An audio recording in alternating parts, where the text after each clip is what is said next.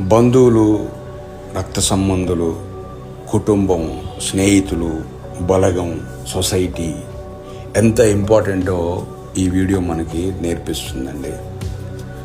First time ఎగురుతూ ఉంది పక్షి, తన తల్లి దాన్ని ఫాలో అవుతూ ఉంది.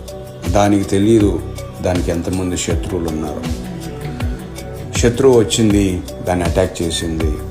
అటాక్ చేయగానే దాని తల్లి ఊరుకోలేదు, దాన్ని ఫాలో అయింది. ఇది చూసిన దానికి సంబంధించిన బలగం అంతా లేచింది. చూడండి, అందరూ ఫ్రెండ్స్, బంధువులు అందరు లేచి దాన్ని అటాక్ చేస్తూ ఉన్నాయి. దానికి వేరే ఆప్షన్ లేక దాన్ని వదిలేసి వెళ్ళిపోయింది. చూడండి, ఒంటరిగా ఉంటే ఎంత ప్రాబ్లం అయ్యేదో. అందుకే బంధువులు, స్నేహితులు, రక్త సంబంధులు, బలగం అనేది చాలా ఇంపార్టెంట్. అయితే బాధాకరమైన విషయం ఏంటంటే ఈ రోజుల్లో ఒకరంటే ఒకరికి పడకుండా పోయింది. నేను గొప్ప అంటే నేను గొప్ప అనుకొని విడిపోయే స్థితికి వచ్చేసింది. ఎవరి మాట వినే స్థితిలో లేరు. ఎవరి స్వార్థం వాళ్ళది అయిపోయింది. ఎవరి బెనిఫిట్స్ వాళ్ళు చూసుకుంటూ ఉన్నారు.